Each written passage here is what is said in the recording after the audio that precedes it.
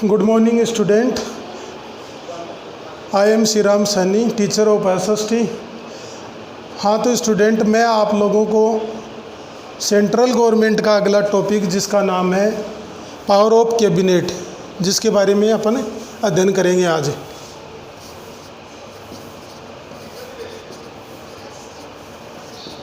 Powers of cabinet.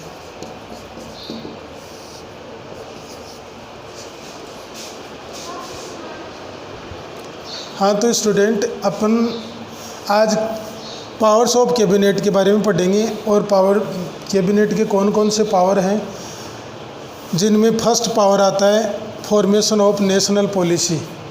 इससे पहले मैं आप लोगों को ये बताना चाहता हूँ कि जो सेक्शन 74 के अकॉर्डिंग क्या है कि कैबिनेट है वो अपने पद के ऊपर आसीन होता है, अपॉइंट होता है, इलेक्ट होता है। फिर उसके बाद में अपना पॉइंट आता है first formation of national policy, कि ये नेशनल पॉलिसी का निर्माण करता है, गठन करता है। नेशनल पॉलिसी चाहे अपने देश के की नीतियाँ हो, चाहे दूसरे देश के साथ जो विदेश नीति हो, इनका गठन करने का काम कौन करता है? अपनी कैबिनेट करती है। The most important function of the cabinet is formation of national policy. तो मुख्य वर्ग तो क्या है कि कैबिनेट का क्या है? नेशनल पॉलिसी का गठन करना। कैबिनेट नेशनल पॉलिसी का गठन करता है, उनके कार्य का निर्माण करता है। It decide about the type of policy which would be adopt for administration by various government department with the country. और देश के साथ क्या है कि जैसे भिन्न भिन्न सरकार के जो भी डिपार्टमेंट हैं उनके द्वारा क्या है कि प्रशासनिक रूप से अपनाई गई जो नीतियों वगैरह है उनके ऊपर निर्णय करता है। इनके साथ ही क्या है कि ये जो गवर्नमेंट की जो विदेश नीतियाँ हैं उनके बारे में, दूसरे देशों के साथ जो विदेश नीतियाँ हैं उनके ऊपर डिसाइड करते हैं, उनका गठन करते हैं। तो ये सारे वर्क कौन करता है? कैबिनेट करता है। हाँ तो अपना सेकंड पॉइंट है control upon formation of laws. कहने का मतलब ये है कि कानून निर्माण के ऊपर नियंत्रण, जो भी लोग कानून वगैरह का निर्माण करते हैं उनके ऊपर नियंत्रित करने का काम भी कैबिनेट करती है। अब इसको देखते हैं डिटेल से। Due to presence of parliamentary form of government the work area of cabinet is not just limited to policy formation, instead it also provide it guidance in the formation of laws. इसका कहने का मतलब यह है कि जो संसदात्मक प्रणाली बोला जाता है, इसको पार्लियामेंट्री फॉर्म ऑफ गवर्नमेंट होती है जिसको संसदात्मक प्रणाली बोला जाता है। संसद की जो नीति बोलते हैं या संसद की जो प्रणाली होती है उसके अनुसार या उसके कारण क्या होता है कि कैबिनेट के जो भी वर्क होते हैं वो क्या है कि लिमिटेड नहीं होते। कहने का मतलब है कि ये जो पॉलिसी बनाने का काम ही नहीं करती है, बल्कि क्या है कि जैसे कानून बनाने की ऊपर जो भी गाइडेंस वगैरह है वो देने का वर्क भी करती है। कैबिनेट होती है वो क्या है कि फॉर्मेशन ऑफ लॉज के ऊपर क्या है कि गाइडेंस देने का वर्क भी करती है। After policy formation the programme of form laws is also drafted by cabinet and cabinet member present all the important resolution in the houses. देखो, ये पहली चीज़ तो क्या करती है कि जैसे मतलब जो नीति वगैरह बनाने के बाद में क्या है कि जैसे कैबिनेट क्या करती है कि कैबिनेट के द्वारा जो भी कानून बनाने का जो भी कार्यक्रम है ये ड्राफ्ट किया जाता है, भेजा जाता है, मतलब उसको संसद के सामने रखा जाता है। इसके साथ ही बोले तो अपने राष्ट्रपति और प्रधानमंत्री के सामने रखा जाता है। और इसके बाद में क्या होता है कि जो कैबिनेट मेंबर होते हैं वो क्या है कि जैसे और भी क्या है कि जैसे सदन के जो भी महत्वपूर्ण प्रस्ताव वगैरह होते हैं उनमें भी उपस्थित रहते हैं, उनको भी ये करते हैं मतलब। तो इसमें अपनी इस सेकंड टॉपिक की बात करें तो इसमें क्या काम करती है कि कैबिनेट सिर्फ और सिर्फ क्या है कि जैसे मतलब इसका जो वर्क होता है वो लिमिटेड ही नहीं होता है, बल्कि ये क्या है कि जैसे कानून बनाने का काम करता है, कानून बनाने के ऊपर गाइडेंस देने का काम करता है। और जो फॉर्मेशन ऑफ पॉलिसी है इसके बाद में क्या है कि जैसे कानून के जो भी प्रोग्राम वगैरह होते हैं उनको ये ड्राफ्ट करती है, उनको भेजती है संसद के सामने, या बोले तो अपन प्रधानमंत्री और राष्ट्रपति के सामने इनको क्या किया जाता है, भेजा जाता है। और जो कैबिनेट मेंबर होते हैं ये क्या है कि जो सदन के अंदर जो भी महत्वपूर्ण या इम्पोर्टेंट रिजोल्यूशन होते हैं, जिसे प्रस्ताव बोला जाता है, महत्वपूर्ण प्रस्ताव होते हैं, इन सब में भी क्या होते हैं, प्रेजेंट होते हैं। तो ये सारा वर्क क्या है कि कैबिनेट करता है। अपने अब इसके बाद में क्या करते हैं, अपना थर्ड पॉइंट लेते हैं।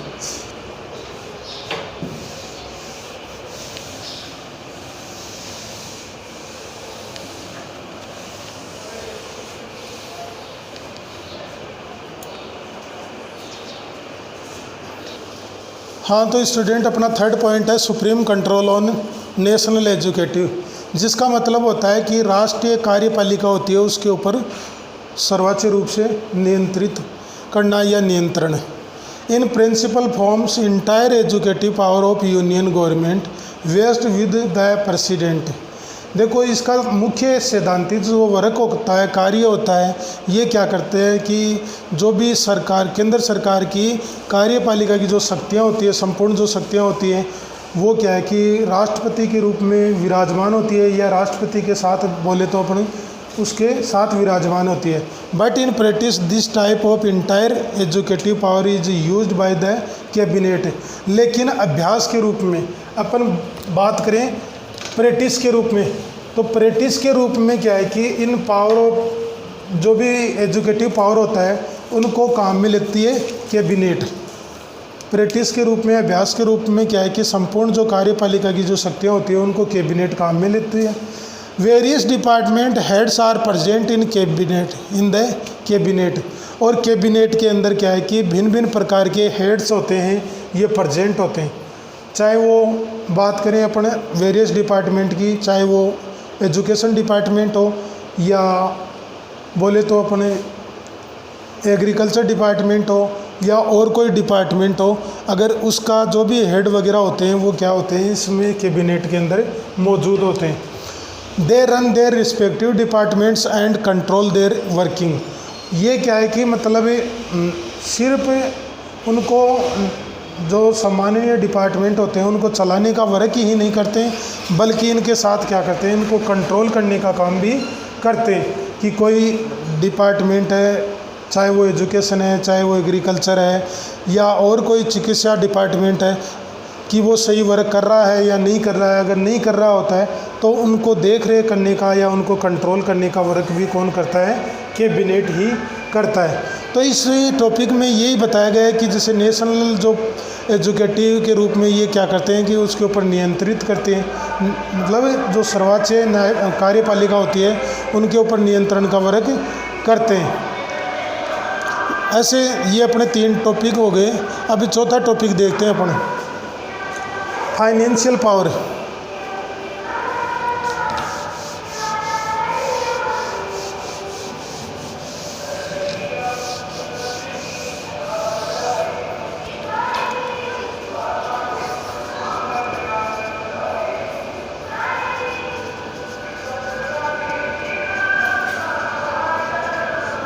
फोर्थ पॉइंट अपना फाइनेंशियल पावर, जिसको बोलते हैं अपने वित्तीय शक्ति। हाँ, तो स्टूडेंट अपन फोर्थ पॉइंट देखते हैं। फोर्थ पॉइंट में क्या है कि जो पॉइंट का नाम है फाइनेंशियल पावर। फाइनेंशियल पावर में कैबिनेट के पास कौन कौन से फाइनेंशियल पावर होते हैं, क्या क्या वर्क करती है, इसमें ये बताया गया है। तो इसमें जैसे the cabinet is also responsible to form the economic policy of the country. Cabinet क्या होता है कि देश की जो भी इकोनॉमिक पॉलिसीज़ होती है, जो भी नीतियाँ होती हैं, उनके प्रति क्या होती है, रिस्पॉन्सिबल होती है। उनको बनाने के प्रति रिस्पॉन्सिबल होती है, उनकी देख रेख के प्रति रिस्पॉन्सिबल होती है। In order to fulfil this responsibility the annual possible account of the country income and expenditure the budget is presented in front of the parliament. इनके साथ ही क्या है कि जैसे मतलब है आय और व्यय कि देश को कितनी तो आय हुई और कितना उनके ऊपर खर्चा हुआ, जो पीछे का बजट होता है उनको रखा जाता है। इनके साथ ही जो नया बजट वगैरह होता है, इनको भी क्या है कि पार्लियामेंट के सामने रखने का वर्क कैबिनेट करती है। तो इनकम और एक्सपेंडिचर का वर्क क्या है कि कैबिनेट देखती है और इसको पार्लियामेंट के सामने रखा जाता है। The budget is prepared by finance minister on the basis of the policy formed by the cabinet. इनके साथ ही क्या है कि जो बजट वगैरह होता है इसको प्रिपेयर करने का काम कौन करता है?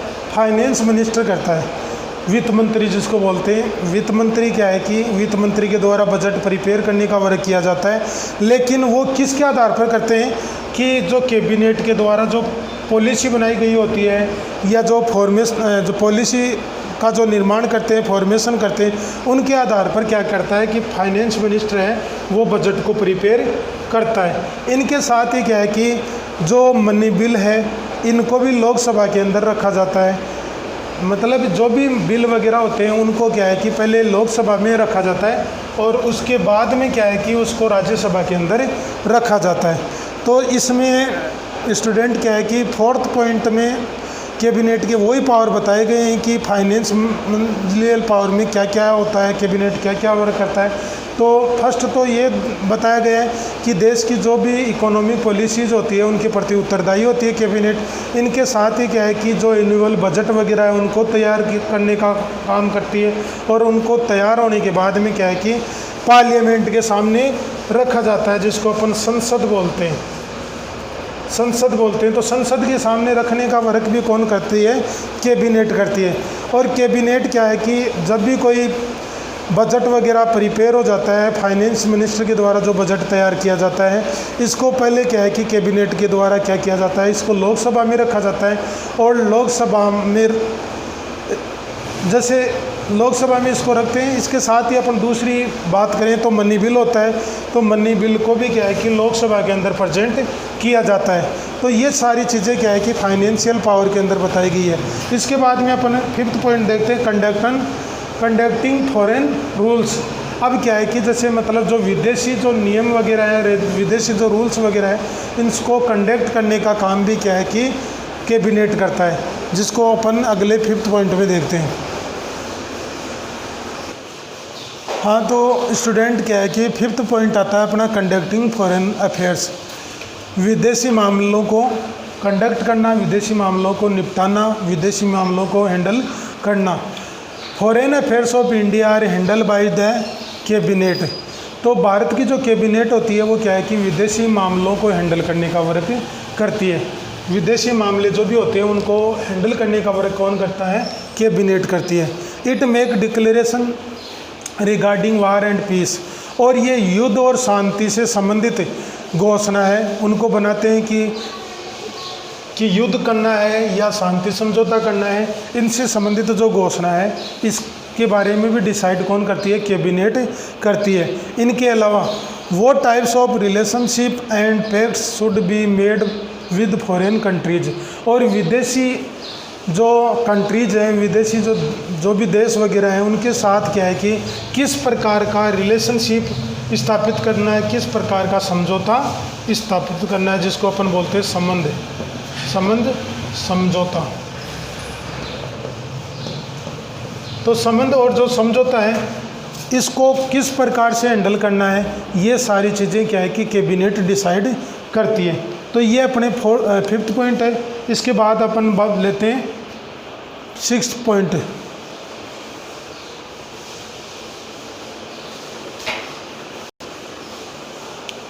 हाँ, तो स्टूडेंट अपन 6th पॉइंट देखते हैं। 6th पॉइंट है अपना power regarding appointment of important officers. तो इम्पोर्टेंट ऑफिसर्स को अपॉइंट करने से संबंधित जो शक्तियाँ, तो अपन ने क्या है कि पिछले वीडियो में अपन ने पिछले जो टॉपिक है उनमें ये देखा था कि जो प्रेसिडेंट होता है वो क्या है कि इम्पोर्टेंट ऑफिसर्स को इलेक्ट करने का वर्क करता है, और वो भी क्या है कि प्राइम मिनिस्टर की एडवाइस के ऊपर।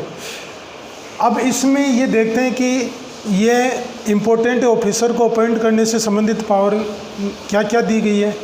Power regarding appointment of important officers which have been provided to the president by the constitution. देखो, संविधान के द्वारा क्या है कि राष्ट्रपति को महत्वपूर्ण जो अधिकारी होते हैं उनको अपॉइंट करने से संबंधित जो पावर है वो प्रदान की जा चुकी है या प्रोवाइड की जा चुकी है। Are in fact exercise by the cabinet, लेकिन इसके अंदर जो भी अभ्यास वगैरह का कार्य कौन करता है, कैबिनेट करते हैं। कैबिनेट इसमें क्या करती है, पार्टिसिपेट करती है। कैबिनेट क्या करती है, उनको राष्ट्रपति के साथ या प्रेसिडेंट बोलते हैं, प्रेसिडेंट के साथ मिलकर क्या करते हैं, उनको एक्सरसाइज करने का काम करती है या ओथ दिलाने का वर्क करती है, या बोले तो इलेक्ट करने का काम करती है। तो ये वर्क क्या है कि करती है कैबिनेट। यहीं अपना कैबिनेट का टॉपिक फिनिश होता है। इसके बाद में अपने अगला जो गवर्नमेंट का टॉपिक देखते हैं, जुडिशरी। गवर्नमेंट का अगला पॉइंट है जुडिशरी।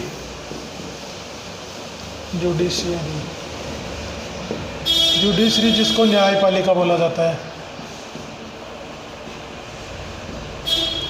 न्यायपालिका बोला जाता है। फर्स्ट अपन ने टॉपिक पढ़ा था लेजिस्लेचर, जिसको अपन ने विधायिका बोलते हैं। उसके बाद में अपन ने पढ़ा था एजुकेटिव, जिसको कार्यपालिका बोला जाता है। और थर्ड पॉइंट है अपना जुडिशरी, जिसको न्यायपालिका बोला जाता है। और न्यायपालिका में अपन फर्स्ट लेते हैं formation of the Supreme court. First topic आता है फॉर्मेशन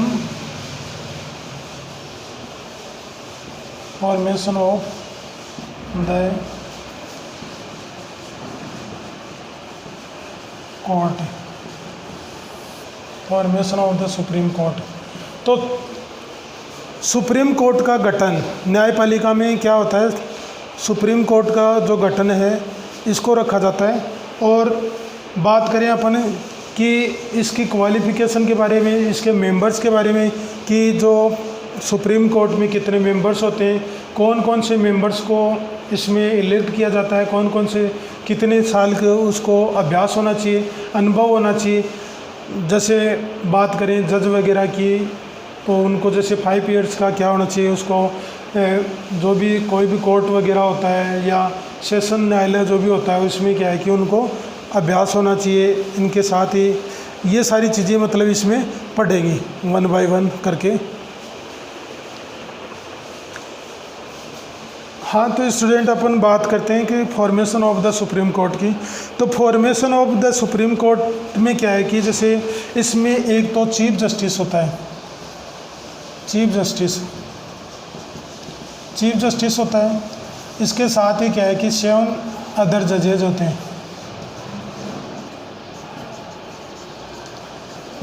हैं, लेकिन क्या है कि इसमें पहले तो इनकी संख्या 8 थी, लेकिन बाद में 2008 में क्या हुआ, 2008 में इनकी संख्या इंक्रीज कर दी गई। 2008 में इनकी संख्या इंक्रीज कर दी गई और इनकी संख्या को बढ़ाकर 31 कर दिया। इसकी संख्या को बढ़ाकर 31 कर दिया। पहले तो इसमें एक चीफ जस्टिस होता था और 7 अदर जजेज होते थे, लेकिन 2008 में क्या हुआ कि इसकी संख्या बढ़ाकर 31 कर दी। और इसके जो मेंबर्स होते हैं उनको शपथ दिलाने का वर्क, या जिसको बोलते हैं ओथ दिलाने का वर्क करता है प्रेसिडेंट इसको शपथ दिलाता है। इसके साथ ही प्रेसिडेंट क्या है कि जो सुप्रीम कोर्ट और हाई कोर्ट दोनों के जो जजेज होते हैं उनको शपथ दिलाने का वर्क करते हैं। तो इसकी फॉर्मेशन में ये आता है कि भाई इसमें पहले तो क्या है कि 1 चीफ जस्टिस होता था, 7 अदर जजेज होते थे, लेकिन क्या है कि इनके जजेज की जो संख्या होती थी इनमें 2008 में जाके उनकी संख्या में बढ़ोतरी कर दी गई, इंक्रीज कर दिया गया, जो 31 कर दिया गया। और इनको क्या है कि जैसे शपथ दिलाने का वर्क है या इनको रिमूव करने का वर्क है, वो क्या है कि प्रेसिडेंट करता है। और इनके साथ ही क्या है कि सुप्रीम कोर्ट के साथ साथ हाई कोर्ट के जजेज वगैरह है, इनको भी अपॉइंट करने का काम क्या है कि प्रेसिडेंट करता है। ये क्या है कि इसकी फॉर्मेशन में आता है। फिर अपन देखते हैं इसकी क्वालिफ़िकेशन, कि इसके मेंबर्स की क्वालिफ़िकेशन क्या होनी चाहिए, कितना अनुभव होना चाहिए। ये सारी चीज़ें अपन सेकंड पॉइंट में देखते हैं। तो अपना सेकंड पॉइंट है क्वालिफ़िकेशन ऑफ जजेज, कि भाई इनको शपथ दिलाने का वर्क कौन करता है, प्रेसिडेंट करता है। इसकी फॉर्मेशन के बारे में अपन ने पढ़ा कि पहले इनकी संख्या 8 थी, लेकिन बाद में 2008 में इनकी संख्या को बढ़ा के अपन ने कितने कर दी, 31 कर दी इनकी संख्या को बढ़ा के। अब अपन सेकंड पॉइंट में पढ़ेंगे क्वालिफिकेशन ऑफ द जजेज, कि जजों की जो क्वालिफिकेशंस क्या होती है, उनकी योग्यताएं क्या होती है। फर्स्ट आता है ही should B a citizen of India, वो भारत का नागरिक होना चाहिए। फर्स्ट प्रायोरिटी तो क्या है कि वो भारत का नागरिक होना चाहिए। Second, he should have worked in A high court और टू और more than 2 court for a continuous period of minimum 5 years. या तो क्या है कि वो हाई कोर्ट या उसमें 2 से ज़्यादा अन्य जो कोर्ट वगैरह होते हैं उनमें क्या है कि लगातार 5 साल तक वर्क किया हुआ होना चाहिए। या he should be an advocate in any high court और other court for a continuous period of 10 years. या क्या है कि या तो पहली प्रायोरिटी तो ये है कि वो क्या है कि हाई कोर्ट के अंदर लगातार 5 साल तक वर्क किया हुआ होना चाहिए, या 2 हाई कोर्ट की बात करें तो 2 अन्य कोर्ट में भी वो 5 साल तक वर्क किया होना चाहिए। दूसरी बात करते हैं कि वो लगातार 10 साल तक वकालत किया हुआ होना चाहिए। किस में? कोई भी हाई कोर्ट के अंदर लगातार वकालत, एडवोकेट जिसको अपन बोलते हैं वकील, तो वकील का वर्क किया हुआ होना चाहिए। तब जाके अपन क्या बना सकते हैं, उसको जज बना सकते हैं। क्या बना सकते हैं? जज। इसके बाद में तीसरा पॉइंट है ही should be an expert of law in I of the government, और वो गवर्नमेंट की नज़र के सामने क्या है कि कानून का ज्ञाता होना चाहिए, कानून का एक्सपर्ट होना चाहिए। तब जाके अपन क्या बना सकते हैं, उसको जज बना सकते हैं। तो फर्स्ट है अपन दोबारा इसको देखते हैं कि इसकी क्वालिफिकेशन क्या होनी चाहिए जज की, कि एक तो वो भारत का नागरिक होना चाहिए, एक क्या है कि 1 या 2 कोर्ट में क्या है कि लगातार है, जो भी हाई कोर्ट होते हैं उनमें लगातार 5 साल तक या तो मिनिमम 5 साल तक वर्क किया होना चाहिए, या फिर कोई भी हाई कोर्ट के अंदर लगातार 10 साल तक वो वकील हुआ होना चाहिए, या फिर लगातार क्या कि मतलब वो कानून का ज्ञाता होना चाहिए। तीसरे पॉइंट में बात करें कि सरकार के सामने क्या है कि कानून का एक्सपर्ट होना चाहिए। तब जाके अपन क्या कर सकते हैं, उसको सुप्रीम कोर्ट का जज बना सकते हैं। अन्यथा अगर इसमें कोई भी क्वालिफिकेशन अगर नहीं पाई जाती है तो उसको अपन क्या है कि जज नहीं बना सकते। इसके बाद में अपना थर्ड पॉइंट देखते हैं, एजुकेटिव एंड इम्पीचमेंट, कार्यपालिका और महाभियोग। एजुकेटिव एंड इम्पीचमेंट,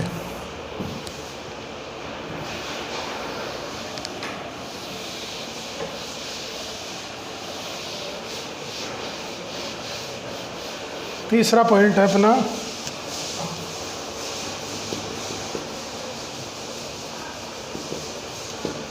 एंड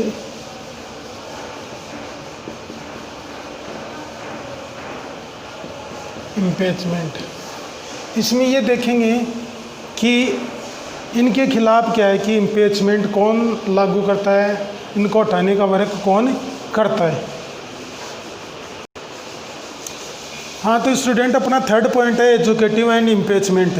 अपन इसमें ये देखेंगे कि जज वगैरह को इम्पीचमेंट कौन लाता है, जो भी जजेज होते हैं इनके खिलाफ इम्पीचमेंट कौन लेके आता है। तो इसमें ये दिया गया है कि बेसिकली जो जज वगैरह होता है ये अपनी पोस्ट के ऊपर, अपनी जो पोस्ट वगैरह होती है उसके ऊपर क्या है कि 65 ईयर्स तक वर्क करता है, 65 ईयर्स तक वर्क करता है। और 65 ईयर के बाद में क्या हो जाता है, वो अपने पद से रिटायरमेंट ले लेता है या रिटायरमेंट उसको कर दिया जाता है। इसके बाद में क्या होता है कि इससे पहले अगर जज अपने पद से अपनी स्वेच्छा के अनुसार वॉलेंट्री रिजाइन दे सकता है, एक स्वैच्छिक जो इस्तीफा है वो दे सकता है। वॉलेंट्री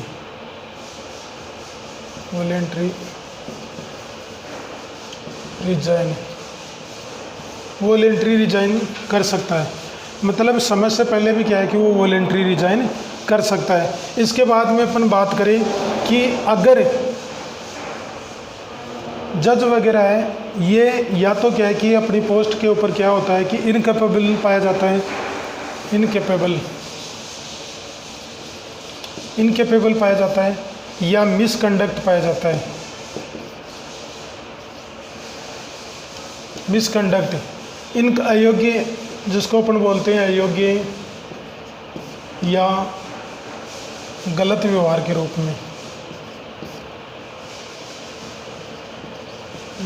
रूप में, अगर इनकेपेबल का मतलब होता है कि उनकी क्वालिफ़िकेशन अपने को तो बताते हैं, मान लो कि भाई इसमें जो क्वालिफ़िकेशन जो इनमें पहले बताई गई है, अगर उनमें वो सामर्थ्यवान नहीं होता है या योग्य नहीं होता है, या फिर क्या है कि वो अपने कार्य करने में योग्य नहीं होता है। जैसे भाई जज का वर्क कर रहा है लेकिन उसको मान लो डिसीजन देने का ही ज्ञान नहीं होता है, ऐसी कंडीशन में क्या हो जाता है, वो इनकेपेबल माना जाता है। या फिर क्या है कि वो कोई के साथ मिसकंडक्ट करता है, गलत व्यवहार करता है। जैसे मान लो कि अपने पद का क्या है कि वो नाजायज़ फ़ायदा उठाता है या मतलब जो बेनिफिट लेता है। मतलब क्या होता है कि एक तो इनकेपेबल का मतलब तो ये हो गया कि जैसे मान लो कि वो जज के पोस्ट के ऊपर बैठा है लेकिन क्या है कि वो सही निर्णय नहीं कर पा रहा है, तो ऐसी कंडीशन में क्या कर सकते हैं, उनको अपन हटाने के योग्य रखते हैं। या फिर क्या करते हैं कि जैसे मान लो कोई निर्दोष व्यक्ति है, उसको तो क्या कर दी, उसने सज़ा सुना दी, और कोई दोषी है उसको क्या कर दी, सज़ा कम कर दी या उसको सज़ा नहीं सुनाई, उसकी सज़ा टाल दी। तो ऐसी कंडीशन में क्या करते हैं कि अपन क्या करते हैं, उसको रिमूव कर सकते हैं। लेकिन इसको रिमूव करने का वर्क कौन करता है कि जैसे दोनों सदन होते हैं, जैसे एक तो लोकसभा होता है, लोकसभा है, और दूसरा है राज्यसभा। लोकसभा और राज्यसभा, तो लोकसभा और राज्यसभा में क्या करते हैं अपन, 2/3 की मेजोरिटी लेते हैं। अगर 2/3 की मेजोरिटी उनकी प्रूव हो जाती है मिसकंडक्ट और इनकैपेबिलिटी के रूप में, तो इसको क्या है कि राष्ट्रपति के आदेश के द्वारा, मतलब जो भी प्रेसिडेंट होता है वो प्रेसिडेंट क्या कर देता है कि ऑर्डर दे देता है कि उस व्यक्ति को रिमूव कर दिया जाए या उसके पद से लीव कर दिया जाए या रिलीव कर दिया जाए। तो ये सारी क्या है कि फिर प्रक्रिया राष्ट्रपति कर देता है। तो ऐसे मतलब क्या है कि अपन इसके इम्पीचमेंट की प्रक्रिया लेते हैं। अगला 4th पॉइंट है अपना जो देखते हैं, तो इसमें क्या होता है कि अगला पॉइंट है अपना salary allowances and other facilities. देखो जो भी अपना चीफ जस्टिस होता है, मैंने बताया है कि एक तो अपना क्या होता है, चीफ जस्टिस होता है, चीफ जस्टिस होता है, और बाकी होते हैं जजेज होते हैं। तो चीफ जस्टिस को तो क्या होता है कि 1 लाख क्या होता है पर मंथ मिलता है, और जो अदर जजेज होते हैं उनको 90,000 मिलते हैं पर मंथ। चीफ जस्टिस होता है उनको तो 1 लाख पर मंथ मिलता है, और जो जजेज होते हैं उनको 90,000 पर मंथ मिलते हैं। इनके साथ साथ क्या होता है कि जैसे मान लो अन्य जो भत्ते होते हैं, एलोइंसेज का मतलब होता है भत्ते जिसको बोला जाता है भत्ते, वैसे बेसिकली इसको भत्ता बोलते हैं। तो ये भत्ते होते हैं ना, ये क्या होता है टाइम टू टाइम इनको क्या होते हैं, जैसे इंक्रीज़ होते हैं, ये होते रहते हैं। इनके साथ ही क्या है कि जैसे इनको जो पेंशन वगैरह होती है या फंड वगैरह होता है, ये भी क्या है कि इनको टाइम टू टाइम मिलता रहता है। ये मतलब क्या होती है, सैलरी अलाउंसेज और अदर फैसिलिटी में आता है। मतलब फर्स्ट चीज़ तो अपनी ये है कि चीफ जस्टिस को 1 लाख मिलता है और जजेज को पर मंथ क्या है कि 90,000 मिलता है। लेकिन क्या है कि इनको टाइम टू टाइम इनका अलाउंसेज होता है, ये भी क्या होता है, बढ़ता रहता है, इंक्रीज होता रहता है। और अदर फैसिलिटी की बात करें तो इनको पेंशन मिलती है, और ग्रेविटी का मतलब होता है फंड, कि भाई अन्य जो फंड वगैरह होते हैं वो भी इनको टाइम टू टाइम मिलते रहते हैं। ये अपने 4 पॉइंट। अब अपन 5th पॉइंट को देखते हैं। 5th का पॉइंट है कोटेंसेंस। इसमें ये बताएगा कि जज वगैरह होता है वो अपने कार्य के प्रति क्या होता है, स्वतंत्र होता है। जैसे मान लो कि जज ने जो भी कोई निर्णय दे दिया, डिसीजन दे दिया, कोई भी डिसीजन दे दिया या कोई भी वर्क किया है, जज ने कोई भी वर्क किया है या कोई भी डिसीजन दे दिया, उनके प्रति जज क्या होता है कि उसको फ्रीडम होती है, स्वतंत्र होती है। ऐसे नहीं कि कोई नेताजी आया बीच में और उसने ये कह दिया कि जज साहब आपको उस व्यक्ति को फांसी देनी है या उस व्यक्ति की फांसी टालनी है तो इसके ऊपर कोई भी प्रकार का दबाव नहीं होता है। जज अपने क्या है कि पद के प्रति क्या होता है, स्वतंत्र होता है। जो मतलब क्या है कि उसने डिसीजन दे दिया, जो भी निर्णय दे दिया वो क्या है कि उसका माना जाता है, सर्वोपरि होता है, उसका निर्णय कोई टाल नहीं सकता। सिर्फ और सिर्फ क्या है कि अगर जज ने कोई भी निर्णय दे दिया तो राष्ट्रपति को क्या है कि ये मतलब अनुमति होती है, राष्ट्रपति के पास ये पावर होता है कि अगर कोई निर्दोष व्यक्ति होता है उसको फांसी की सज़ा सुना दी जाती है या उसको मान लो कोई सज़ा दी जाती है तो उसको वो टाल सकता है या उसको कम या ज़्यादा कर सकता है। मान लो किसी व्यक्ति को 5 साल की सज़ा सुना दी और उसने क्या है कि कोई घोर अपराध किया है तो ऐसी कंडीशन में जज क्या राष्ट्रपति उसकी जो सज़ा होती है उसको बढ़ा भी सकता है, 5 साल की जगह 10 साल भी कर सकता है कि भाई इसने ऐसा मतलब अपराध किया है, इसकी सज़ा 5 साल नहीं बल्कि 10 साल होनी चाहिए, तो वो 5 साल की बजाय 10 साल उसको बढ़ा सकता है। तो ये वर्क मतलब ये पावर किसके पास होता है, प्रेसिडेंट के पास होता है। बाकी इसके निर्णय क्या होते हैं, स्वतंत्र होते हैं, इसके निर्णय को कोई टाल नहीं सकता। अगला पॉइंट है अपना head quarter of the court या head quarter of the Supreme Court. तो सुप्रीम कोर्ट का हेड क्वार्टर क्या कहाँ होता है, दिल्ली में होता है, क्योंकि अपना जो सुप्रीम कोर्ट है वो एक ही है जो अपनी राष्ट्रीय राजधानी दिल्ली है वहाँ है, तो अपना हेड क्वार्टर क्या है कि दिल्ली के अंदर है। इसके बाद में अगला पॉइंट है कि रिस्ट्रिक्शन एंड जजेज, रिस्ट्रिक्शन फ्रॉम जजेज 7 का जो पॉइंट है,